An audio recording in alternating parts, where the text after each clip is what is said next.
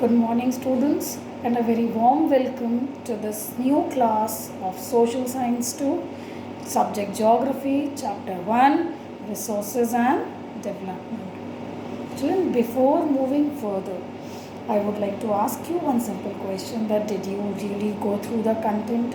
Did you understand the content which was explained in the video? Or any kind of problem you found during the study time, you may ask through the comment sections and I'll be able to resolve your problems timely. Now, before moving further in the chapter, I would like to revise the points which we discussed in the previous class. Firstly, we discussed the meaning and definition of resources. Resources are nothing, just commodities or goods or items or substances which are fulfilling the category of satisfying our need. They have utility and they have worth, are being known as resources. Then the second part of the chapter talks about development. We are not just sticking to resources, but we are studying the development of resources in this chapter. How resources are being turned out into different usable resources, and then how we can develop these resources. So development is nothing, in simple terms it means to grow or a positive change which increases in terms of positive aspects. So in the previous class we discussed the meaning of resources.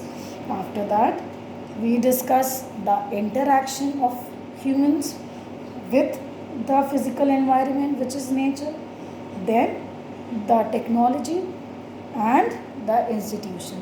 Remember, I explained how humans are a central part of this triangular feature of technology, of nature and institution. Institutions here are talking about various institutions which are helping us to utilize our ideas, scope and new strategies with interaction in the environment, which is also known as nature, physical environment, and then how human is bringing these simple substances and turning out to some useful resources.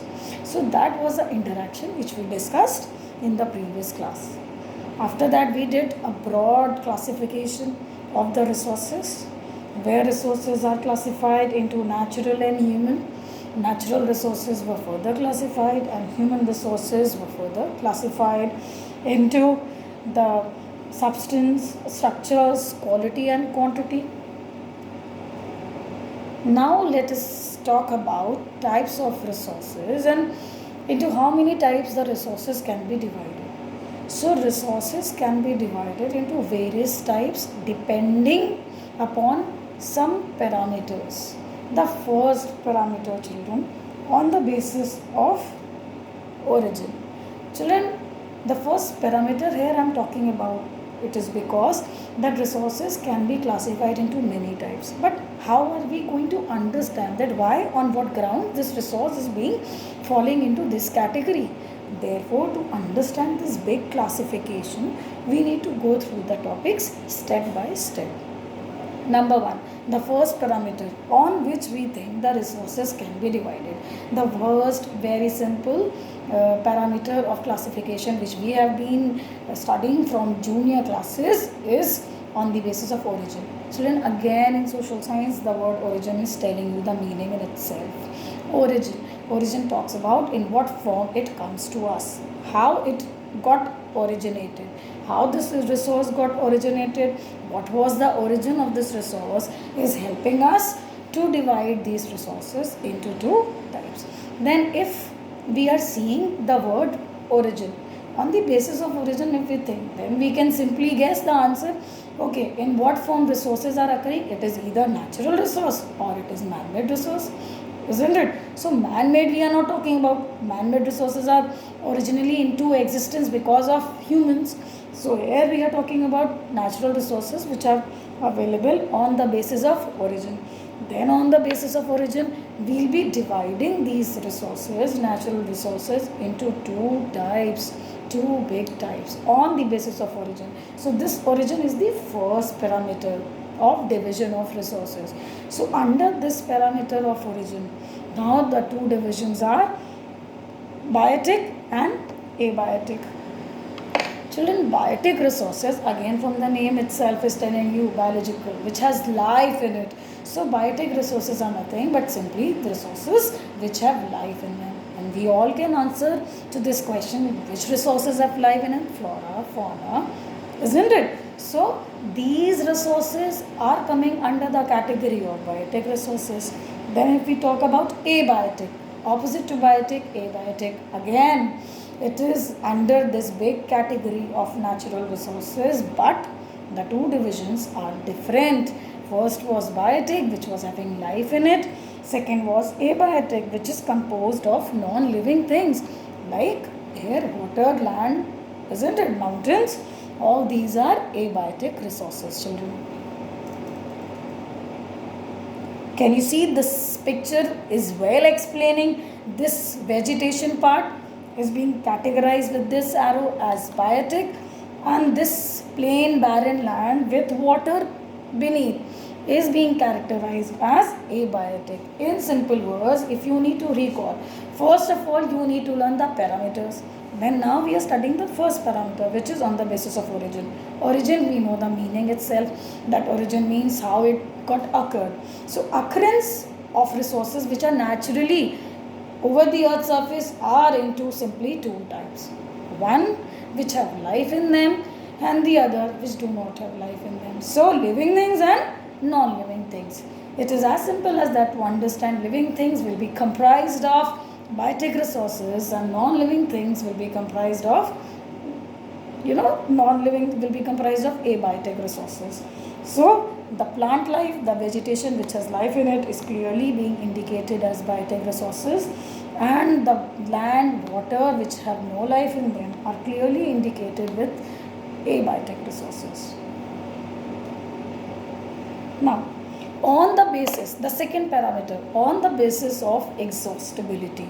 Children, again, the second parameter is giving you the meaning in itself, exhaustibility.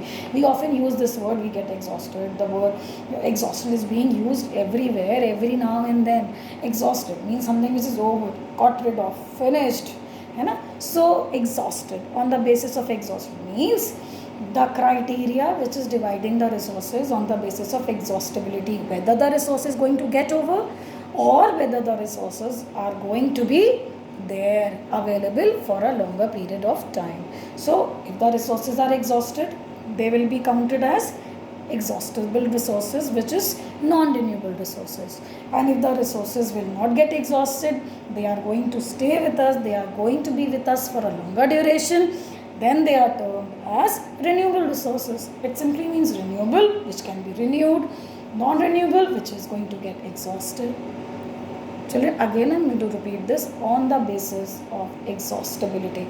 The criteria of division now is telling on the basis of exhaustibility means will the resources sustain or will they get over. Now, understanding the second parameter, we will be dividing the resources into two, renewable, non-renewable. Renewable, again the name says renew, replenish.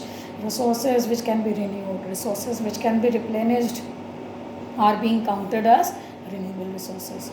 Then the resources which cannot be renewed, once used, gone forever, are being counted as non-renewable resources.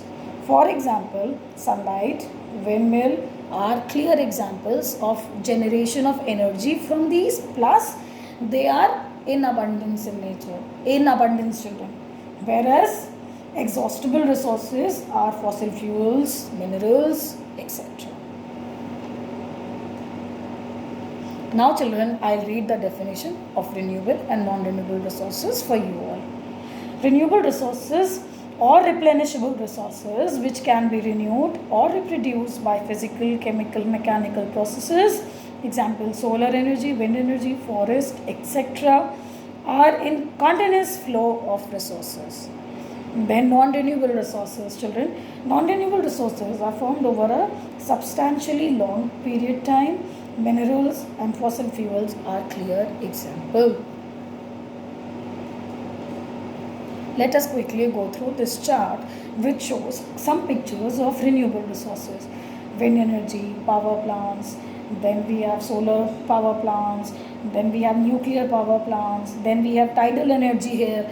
All these are in abundance over the earth's surface. Children, isn't it? The oceans which are giving us tides, and we can utilize the energy of these tides in generating energy, tidal energy. Then geothermal energy, the heat, the process, the continuous processes which are taking place inside the earth, they are being derived into useful potential energy resources, children.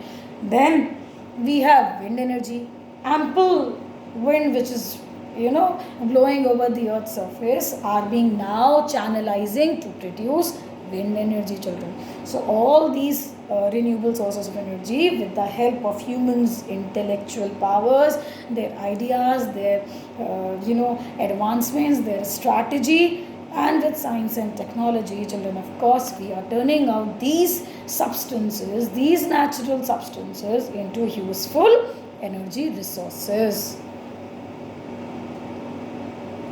Now the third criteria, children, which we are going to study is on the basis of ownership. Now, children, first was on the basis of its origin, in what form the resources are occurring. Second was on the basis of exhaustibility. This is the third form, on the basis of ownership. I don't think it is difficult for you to guess the meaning of the word ownership. Who owns this? Ownership, one who can claim. Ownership, who owns a particular resource. For example, this laptop, I own this laptop. So, in simple terms, on the basis of ownership, this laptop is a private property for me. Okay, it is my private resource. So, it is owned by me. But do I own the total amount of air blowing over the earth's surface? Do I own the 70% of the water which is covered over the earth's surface? No, children. So, we have different divisions on the basis of ownership. Let us see how. Number one, individual. Again, children, from the name individual, which talks about just one person, individual ownership. Like I told you the example of this laptop, this mobile phone, or my house, everything is owned by me. Nobody else can come and claim these resources. These are my resources. So this is being talking as individual resources. Number two, community owned. Now, children, we are living in societies these days, and if we are living in society, we all have different parks, community centers, isn't it? Good recreational hubs, pools, everything. So, are these resources, for example, the society's swimming pool, society's club, society's park, all these resources are being owned just by one person or one family? No, children. They are not being coming under the category of individual ownership, but yes, they are coming into the category of community ownership, where a group of people, which is referred to as community, is owning that resource. A society where different families are living are owning that resource. That pool belongs to that society. That recreational center belongs to that society or community. That club belongs to that society or community. So, individual ownership, community ownership. So, we are going in a hierarchical pattern, hierarchy, individual, group or community. Then we talk about national, on the basis of national ownership. Children, if we talk about political boundaries of India, we are certainly having a confined political boundary. So, we can claim that land as our national resource. We are having a confined land in terms of measurement of our country, India. Therefore, every country of the world has its own confined and measured land. So, that piece of land, that area of land, that total area of land which is being confined, prescribed, declared by a country is owned by a country. That is not a public property, that is a national resource. So, this is being talked as national resource, which is owned by nation. All the river waters, all the vegetation which are being falling under the political borders of the nation, under the political borders of the nation or one nation, they are being talked as national resources, children. And the last is international resources. Children, resources which are being available to everyone. For example, the waterways, the oceans, the big Pacific Ocean, Atlantic Ocean, which are giving us full opportunity, lot of scope to trade and commerce, are being coming under the category of international resources. No country can claim that this ocean is my ocean, this ocean is our country's ocean. It is being spread, it is being it is being available for all the countries of the world equally. So no country can claim it as a national resource. Therefore, these ocean waters are being referred to as international resources.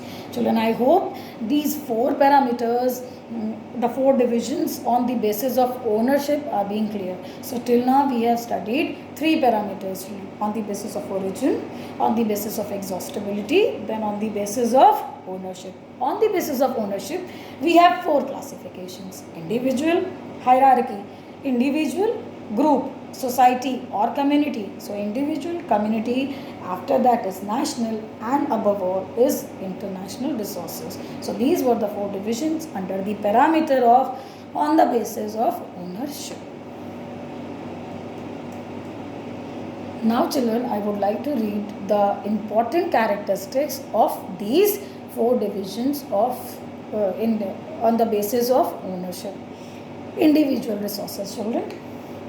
These resources that are owned privately by individuals are known as individual resources. Example: land owned by farmers, plantation, pastoral lands, ponds, waters in wells owned by individuals. Different plots.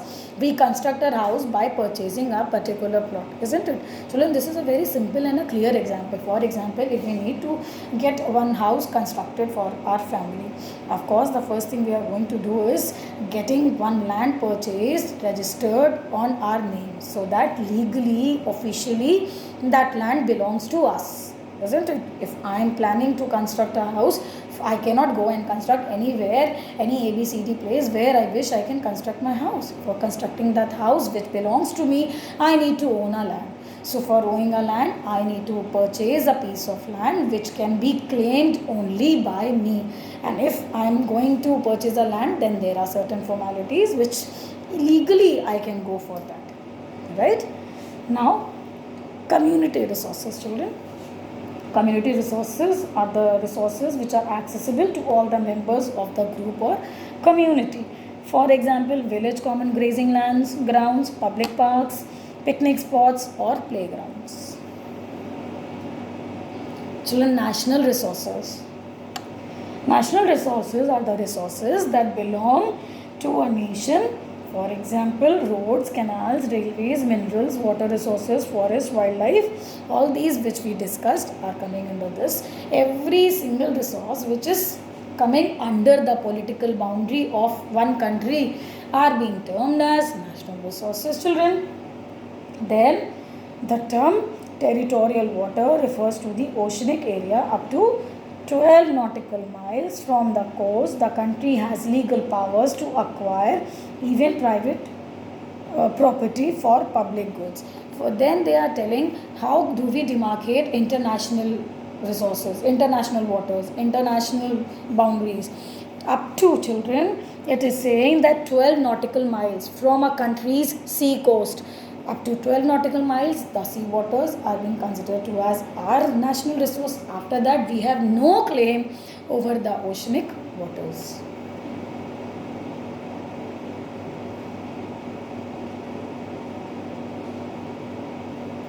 Now children, we have some different illustrations. Individual resources. If I give you one very short question for 1 mark, name 2 individual resources. Children, you are writing on that table. You must be having your pen. You must be having your box. Simply you can write a box or house, isn't it? Anything which is owned by one individual. So houses are being owned individually. Community playground. Community playground. It is belonging to one particular group or community, children. After that, national railways, roadways, canals, the highways, all these are coming under the political boundary, children. Under that political boundary, anything which is coming is termed as national resource. And of course, international boundaries. After 200 nautical miles, we have international waters started where we cannot claim. So, children, from the first class, we have covered the meaning, definition of the resources. Then we did the interaction of the human with the environment, technology, and institutions. After that, children, third thing we discussed was classification. Classification was done. After that, we did types of resources. On what grounds we can divide resources. Then we had four parameters. Four parameters were talking about origin, exhaustibility, isn't it? Ownership, and then after ownership, we divided different resources belonging to individual, belonging to community, belonging to national resources, or belonging to international resources. So, children, that is for today's class. I would not stretch the chapter in one go so that it bounces off your head. So, for this time, you need to understand the chapter, you need to read the chapter thoroughly. The chapters have been sent one day advance, children. Go through the chapter, read the paragraphs. Anywhere you feel you are stuck, you are free to ask, children. We are here to help you all. Children, remember, together we can get the best possible utilization of these online classes, children. I hope you go through my instructions very carefully. You read the chapter and please go through the questions which I am going to attach after this video. Thank you so much and have a nice day, children. Goodbye. Take care. Stay safe. Stay at home. And apart from that, keep helping your mother's children. Okay? Bye-bye. Take care.